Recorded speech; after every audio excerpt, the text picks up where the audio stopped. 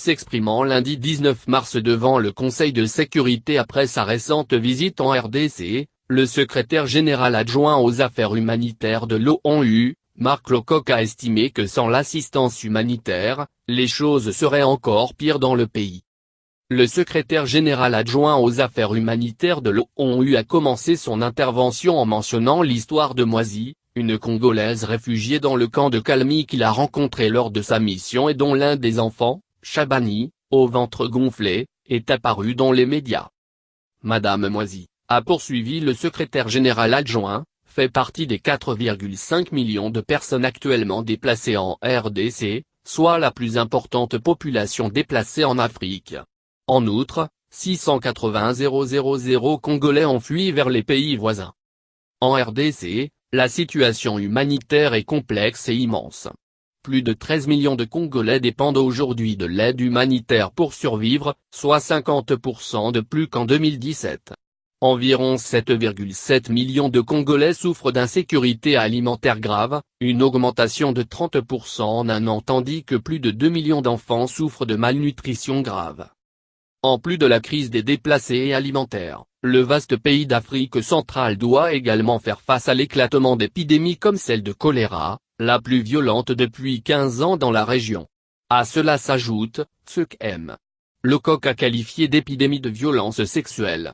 Si on ne met pas un terme à ces violences et si on ne parvient pas à une transition politique réussie, ces chiffres augmenteront encore, a averti le coordonnateur des secours de l'ONU, tout en soulignant la résilience du peuple congolais et sa généreuse solidarité.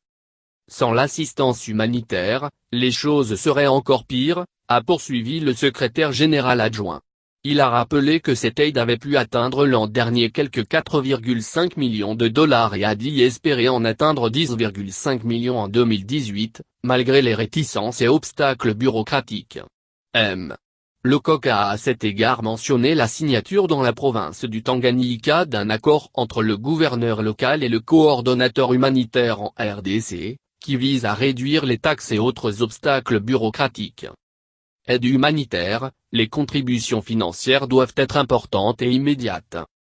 Devant le Conseil de sécurité, le chef de l'Office de la coordination des affaires humanitaires, OCHA, a insisté que le problème principal de l'aide humanitaire en RDC reste son financement. M. Lowcock a déclaré que le plan de réponse humanitaire pour 2018 demandait presque 4 fois le montant reçu l'an dernier. C'est à cette fin que se tiendra, le 13 avril, une conférence à Genève, qui doit garantir des contributions financières importantes et immédiates.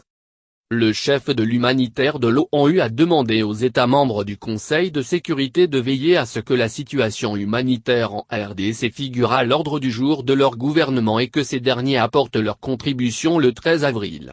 Il a par ailleurs appelé les pays voisins de la RDC à se comporter de manière responsable. Quant à Madame Moisy, M.